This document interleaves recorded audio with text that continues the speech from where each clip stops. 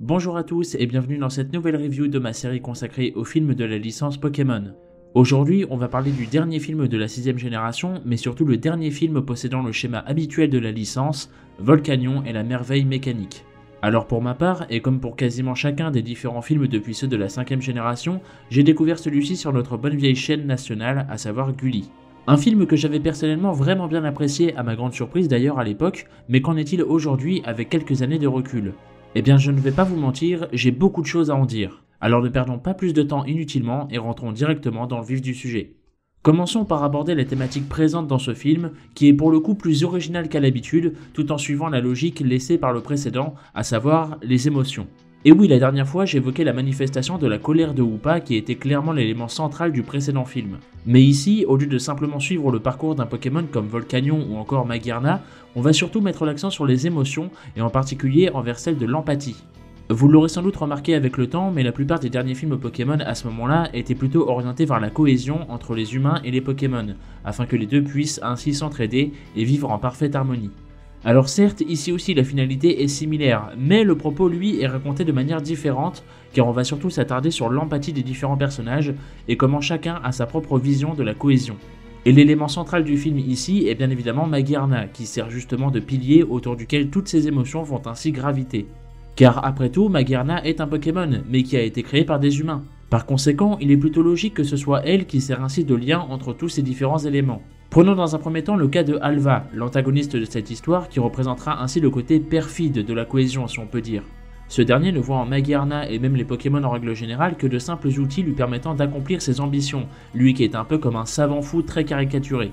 D'ailleurs, vous aurez certainement remarqué que dans ce film, il est expliqué que Magearna fut conçu par un certain Nicolas il y a de cela plusieurs siècles. Ceci étant bien évidemment pour nous, le public francophone, une référence à un certain Nicolas Flamel, car si l'on cherche bien, on peut effectivement y trouver de nombreuses similitudes entre les deux personnages. Notamment par le fait que Flamel aurait créé la légendaire pierre philosophale, ce qui renvoie à l'animateur de Magearna.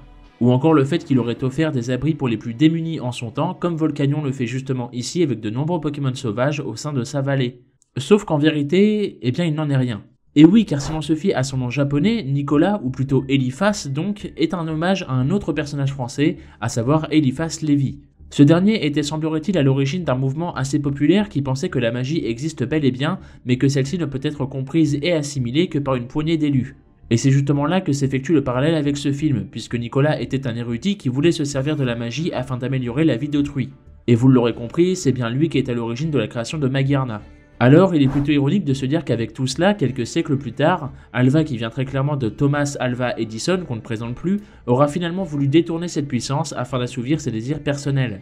Celui-ci va ainsi renforcer cette idée même des humains véritablement mauvais, et pas qu'un peu pour le coup, puisqu'il va non seulement endoctriner le jeune prince Raphaël dans un premier temps, puis entre guillemets tuer Magearna en lui retirant son animateur, mais aussi en voulant emporter tout le monde dans la tombe avec la chute de son vaisseau. Bon, je ne vous cache pas que malgré tout, je ne trouve pas le personnage bien fou pour autant, mais au moins il sert à la thématique du film à mon sens, justement car il manque d'empathie. A l'inverse, nous avons Volcanion, personnage phare du film que je trouve véritablement brillant de par son écriture, mais aussi de par sa vision de l'empathie également. Car celui-ci étant à la limite du racisme envers les humains, tellement il est radical, ce que je trouve tantôt abusé et tantôt hilarant, je dois bien l'avouer, mais il portera malgré tout parfaitement cette notion d'empathie justement. Non seulement envers les Pokémon qu'il protège, mais aussi et surtout de par sa connexion avec Sacha, qui là encore est une idée que je trouve tout bonnement excellente. Ainsi, les deux personnages qui ont pourtant un caractère diamétralement opposé vont être contraints de rester ensemble, ce qui permettra non seulement une compréhension mutuelle de leur point de vue, en plus de servir au bon développement de Volcanion de par la même occasion. Car on retrouve ici un Sacha plus patient qu'à l'habitude, certainement car ce dernier sait pertinemment qu'avec un cas aussi radical que Volcanion, le changement ne pourra s'effectuer qu'avec le temps. Et c'est justement en restant à ses côtés que Volcanion, qui haïssait les humains, s'apercevra au final qu'ils ne sont pas tous comme ceux qu'il dénonçait. Alors bien sûr, c'est cliché dit comme ça, certes, mais cela reste inédit sous cette forme, dans cette manière de présenter la chose, et cela fonctionne très bien selon moi. Par contre, est-ce que l'on peut m'expliquer comment Sacha arrive à changer de tenue à 2 reprises qui plus est dans ce film, alors qu'il possède cette espèce de ceinture qu'il est incapable d'enlever et qui l'handicape presque complètement pour le moindre de ses mouvements? Alors je sais que c'est pour l'aspect comédique, mais il s'agirait tout de même de garder un minimum de logique au bout d'un moment. Plus sérieusement, vous l'aurez compris, au final les deux font justement preuve d'empathie envers les émotions de l'autre pour ainsi coexister au mieux malgré les circonstances. La preuve ici étant qu'il en sera de même concernant les Pokémon sauvages qui, malgré leur traumatisme envers les humains, aideront les héros dans la vallée gardée par Volcanion. D'ailleurs, c'est un trait du personnage que j'adore chez Volcanion, à savoir son rôle en tant que gardien. De plus, il y a un passage que j'aime tout particulièrement. Tous les Pokémon qui sont ici ont été blessés par l'égoïsme et les mensonges des humains. Ils rient encore, bien sûr, mais leurs blessures sont encore vives et profondes. C'est la raison pour laquelle je ne fais pas confiance aux humains. Les Pokémon sont incapables de mentir, mais les humains savent le faire, et ils ne s'en privent pas. C'est une phrase que je trouve tellement impactante, mais surtout importante afin de comprendre la logique ainsi que le cheminement de pensée du personnage. J'en profite donc pour placer un immense bravo à Martin Spinayer pour sa prestation ici, que l'on connaît d'ailleurs pour ses précédents rôles tels que Damos lors du 12e film, ou encore Marek dans Yu-Gi-Oh! Cette phrase est géniale je trouve, et surtout prononcée ainsi à ce moment précis du film, car c'est à partir de ce moment où Volcanion commence justement à accepter la présence des humains à ses côtés. Cependant, et même si celui-ci a bien compris que tous les humains n'étaient pas foncièrement mauvais, il veut tout de même éviter de prendre des risques et agit toujours avec cet instinct de gardien. Et c'est justement ça que je trouve génial avec Volcanion, car c'est un protecteur, un gardien. On ne suit pas simplement son parcours ou bien l'évolution d'un personnage plutôt niais. Non, c'est une personnalité très rigide, certes, mais il le fait pour le bien des autres, et cela depuis des siècles. Mais ce qui est d'autant plus beau avec le personnage, c'est qu'il effectuera le sacrifice ultime en tant que gardien justement, afin de sauver tout le monde, à la fois humain comme Pokémon. Alors bien sûr, il n'y restera pas, nous sommes dans Pokémon après tout. Mais malgré cela, il est important selon moi de noter l'excellente mise en scène de ce passage qui paraît vraiment très crédible, et pour le coup même dans sa version française. Un sacrifice plutôt ironique mine de rien lorsque l'on se rend compte avec Sacha que Volcanion leur a finalement menti sur un point, lui qui accusait pourtant les humains d'être les seuls à pouvoir le faire. Vous l'aurez compris, la relation entre les deux au sein de ce film est véritablement excellente à mon sens, et mon seul petit regret à ce niveau-là, c'est que l'on n'ait pas pu assister à leurs adieux autrement que dans le générique de fin. C'est une scène qui aurait pu, à mon sens, servir à conclure à merveille la chose, mais ça n'est pas bien grave. Car en vérité, et à ce moment-là du film, vous avez clairement assez d'éléments et d'exemples notables afin de comprendre pleinement la morale, les idées, ainsi que la thématique véhiculée par ce film. Mais avant de passer aux anecdotes, je ne pouvais pas conclure mon avis sans évoquer la mise en avant aussi surprenante que réussie pour le trio de la Team Rocket ici.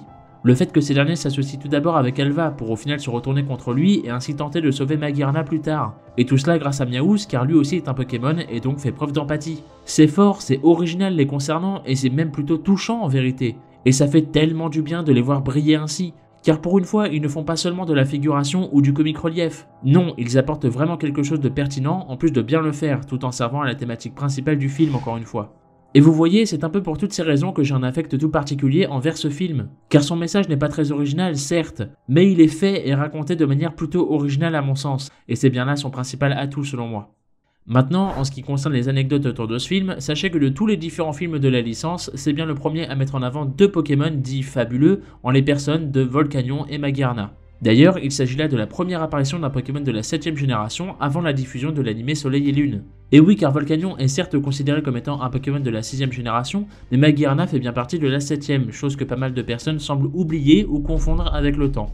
Sachez par ailleurs qu'il s'agit là du premier film depuis le 7ème, à savoir La Destinée de Deoxys, pour lequel son adaptation en manga est radicalement différente de son long métrage. De plus, ce film est malheureusement le plus grand échec commercial de la licence animée à ce jour. Ce qui n'est mine de rien pas si étonnant lorsque l'on sait que tous ses prédécesseurs depuis le 12e film, à savoir Arceus et le Joyau de Vie, ont à chaque fois fait pire que celui qui les précédait.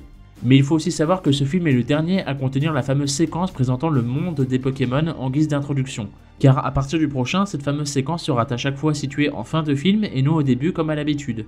C'est aussi bien évidemment, et vous le savez normalement tous, le dernier film à prendre place dans la même continuité que celle de la série. Comprenez par là le dernier qui se calque avec les événements de l'animé en parallèle, car les prochains films ne reprendront pas le même Sacha que l'animé, ni les mêmes compagnons par exemple. Et dans cette optique, on peut remarquer que ce film-ci s'inspire énormément de ses prédécesseurs afin de rendre un dernier hommage à cette formule qui aura perduré pendant près de 20 ans. Un peu à l'instar de l'ascension de Darkrai qu'il avait justement déjà fait afin de marquer les 10 ans de la licence en animé.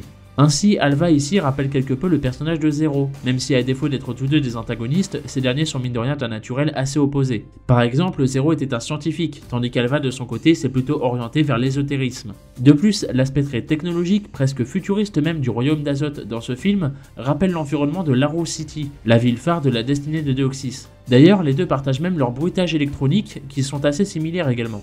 Et ce n'est pas tout puisque dans les deux films, on y rencontre un jeune garçon de la ville qui va devenir central à l'intrigue, comme Raphaël ici, à l'instar de Tori lors du 7ème film là encore. On peut également remarquer que tout cet aspect très orienté médiéval tout au long du film peut évoquer le royaume de Rota, lieu phare du 8ème film. Même si, à contrario, l'espèce de forteresse volante d'Alva ressemble plutôt à celle d'Eindhoek, la ville du 14e film. Mais il y a aussi la présence d'un chasseur de Pokémon qui peut nous rappeler celui déjà présent dans le 4e film de la licence. De plus, Magearna ici joue le rôle de gardienne du royaume, un peu à l'instar de Manaphy ainsi que Darkrai dans leurs films respectifs. Mais sachez également que dans sa version japonaise, la bande-son du film se rapproche beaucoup de celle d'Altomar, ville phare du 5e film. Et pour terminer sur ce point des références, il est plutôt amusant de voir le parallèle entre Volcanion ici et Mewtwo, qui ont chacun un objectif commun qui est celui de protéger leurs semblables de la fréquentation des humains. Et pour finir, sachant que c'est la dernière fois que je peux vous poser la question au vu des films suivants, selon vous, celui-ci est-il considéré comme étant canon ? Eh bien, à première vue, on pourrait fortement penser que oui, notamment grâce au match entre Alain et Cornelia se déroulant lors de l'introduction du film. Car au cas où vous l'auriez oublié, c'est un combat qui a justement bien lieu au sein de l'anime principal. Ainsi, et dans cet épisode, on assiste justement à la fin de leur combat qui commence justement dans cet extrait du film. De plus, il faut savoir que cet épisode est sorti pile un mois avant la sortie du film. Drôle de coïncidence, n'est-ce pas ? Cependant, je tiens à vous rappeler que ce n'est pas parce que l'on voit d'éventuelles concordances entre l'animé et les films que ces derniers sont forcément considérés comme étant canon pour autant. La preuve étant que si l'on se penche davantage du côté de Sigurd par exemple, celui-ci se transforme ici dans sa forme parfaite de manière plutôt gratuite, mais surtout incohérente. Car dans l'anime justement, on nous explique bien que pour pouvoir effectuer une telle transformation, cela nécessite la présence d'au moins 2 cœurs de Sigurd et qui doivent être en parfaite symbiose. De plus, au moment du film, le deuxième cœur de Sigurd présent dans l'anime était encore entre les mains de la Team Flower. Ce qui, et vous l'aurez compris, rend ainsi la transformation présente dans ce film plus illogique qu'autre chose. Mais il y a aussi un autre point qui m'a d'ailleurs fait pas mal tilter au moment de revoir le film afin de mieux préparer cette vidéo, et cela concerne directement Magearna. Dans ce film, on nous dit que Magearna est censé être unique au monde. Sauf que dans un premier temps, pourquoi dans tous les flashbacks du film, Magearna aborde les couleurs de sa forme chromatique, mais plus dans le présent? Et surtout, plus tard, vers la fin de l'anime de Soleil et Lune, Lily présente au groupe des héros le Magearna que son père lui a laissé, et Sacha ne le reconnaît absolument pas. Autant dire que cela sert clairement de point final, et que par conséquent, il est difficilement concevable de considérer ce film comme étant canon. Alors j'ai bien conscience que ce dernier point était assez long, mais bon, pour la dernière, vous ne m'en voudrez pas j'espère. En conclusion, je dirais que c'est un film plutôt longuet, possédant malgré tout de belles morales ainsi que de belles thématiques. Ces dernières étant racontées ici de manière bien plus originale qu'à l'habitude à mon sens, démarquant ainsi clairement ce film des précédents pour ma part. Et je pense que c'est une bonne chose, non seulement concernant le dernier film de la 6ème génération, mais aussi et surtout le dernier film possédant ce même schéma qui s'étendait depuis près de 20 ans maintenant. Car, et c'est un secret pour personne désormais, mais la suite de la franchise pour ses adaptations animées subira un changement plutôt drastique, autant dans son fond que dans sa forme, autant pour les prochaines saisons que pour les prochains films. Et vous savez ce qu'on dit, il arrive toujours un moment où toute bonne chose doit prendre fin, tourner la page, tirer sa révérence. Et c'est après une bien longue pente, malheureusement descendante depuis plusieurs générations maintenant, que ce film apportera malgré tout une belle fin à ce format-là, en tout cas selon moi. Et même si certes ces derniers films étaient moins orientés tout public qu'à une certaine époque pourrait-on dire, cela fonctionne toujours autant si l'on reste fan de la licence, d'autant plus grâce à son aspect hommage rendant ainsi honneur à quasiment 2 décennies entières de long métrage. Mais qu'en est-il de votre côté? Pour vous, ce film aura-t-il réussi à conclure tout cela sur une note plutôt positive? Je compte bien évidemment sur vous pour me faire part de vos différents retours. Et j'ai tellement hâte d'aborder à vos côtés les prochains films qui représentent une véritable bouffée d'air frais pour cette franchise qui me tient tout particulièrement à cœur. J'aurai d'ailleurs beaucoup plus d'anecdotes personnelles à vous partager sur le sujet concernant le prochain film, mais bien évidemment, chaque chose en son temps. Et n'oubliez pas, malgré les apparences, le changement apporte souvent du bon. Et croyez-moi, ici ne fera pas exception.